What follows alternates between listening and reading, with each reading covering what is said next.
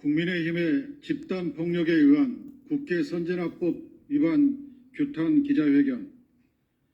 오늘 오전 국민의힘 의원들 상당수가 법사위 회의장 앞을 점거하며 농성하더니 급기야는 법사위원장과 야당 법사위원들의 회의장 입장을 가로막고 야당 의원들과 보좌진, 취재진 등을 향해 집단적 폭력을 행사했습니다. 국민의힘의 집단 폭력으로 법사위원들은 물론 많은 취재진과 보좌진이 넘어지거나 다치고 특히 한 법사위원은 얼굴에 심한 멍이 들었으며 보좌진 1명은 갈비뼈 부상에 이르는 등 심각한 피해가 발생했습니다. 회의를 시작한 이후에도 법사위원이 아닌 국민의힘 의원들이 회의장 안에 들어와 피켓을 들었고 회의장 밖에서도 구호를 외치며 소란을 피워 법사위 회의 진행을 방해했습니다. 자신들이 제안한 국회 선진화법을 어긴 국민의힘 의원들의 폭력 행위는 어제 오늘 일이 아닙니다.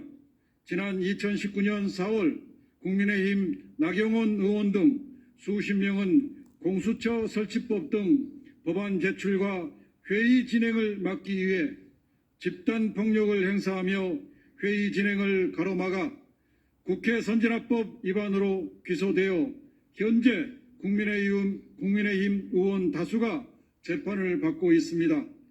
이와 같이 국민의힘 의원들의 반복되는 집단 폭력과 의사진행 방해는 윤석열 검찰 독재 정권과 정치 검찰 등 수사기관에 대한 믿음을 바탕으로 한 것입니까?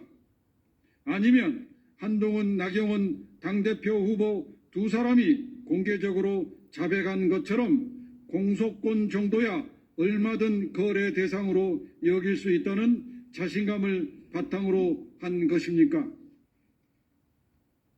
오늘 국민의힘 의원들이 범한 행위는 특수공무집행방해죄나 국회 선진화법 위반죄로 최고 징역 7년 6월에 중형까지 선고받을 수 있는 아주 심각한 범죄 행위입니다. 검찰은 앞선 2019년 국민의힘의 특수공무집행방해죄 등 사건에 대하여 장장 5년 넘는 시간이 흘러도 1심 재판을 끝마치지 못할 정도로 소극적으로 재판에 임했습니다. 도대체 대법원까지 몇 년이 걸려야 끝날 것입니까? 그 사이 국민의힘 의원들은 국회의원 임기를 마치기도 했고 새로 당선되는 사람들도 있습니다. 당시 사건에 대한 증거 영상이 차고 넘쳤고 공세 제기 초반 당시 검찰은 일관되게 의사 방해 행위가 명확히 입증됐다며 혐의 입증에 자신을 보였기에 현재 재판 지연은 도저히 이해할 수 없는 직무유기입니다. 지연된 정의는 정의가 아닙니다. 이처럼 사안이 중대하고 사실관계가 명확한 재판을 이유 없이 질질 끌고 있었다는 사실 뒤에 나경원 후보가 당시 법무부 장관인 한동훈 후보에게 공소를 취소해달라고 청탁한 결과 재판 지연이라도 시킨 것입니까?